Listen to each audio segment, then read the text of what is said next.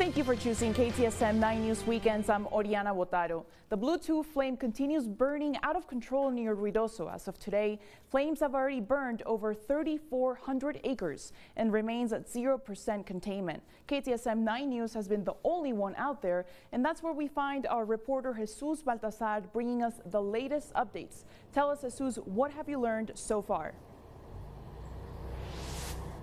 Oriana, speaking with officials on the Blue 2 fire, they tell me today has been the most challenging day, and with historical extreme weather forecasts with sustained winds between 25 to 30 miles per hour, they have been unable to contain the fire, and it continues to grow.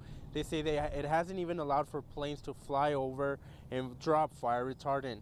Now the fire began at the old burn scar of the Little Bear fire from 2012.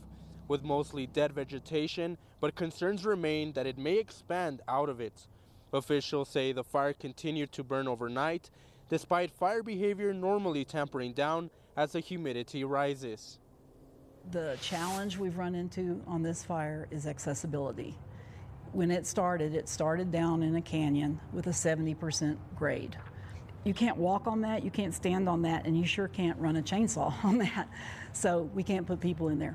It's human lives are not worth dead and down trees. Officials are asking residents to keep track of the county's emergency alerts, as they will be providing updates of what communities need to be on either one of three stages: ready, set, and go, in order of urgency of when people might need to evacuate. Now the fire management team tackling this fire will be down here at the Eastern New Mexico University Annex in Ruidoso for a town hall meeting to provide the community with updates. That meeting will start in under an hour at 7 p.m. We'll bring you these updates later tonight at 10. For now, reporting from Ruidoso, Jesus Baltazar, KTSM 9 News.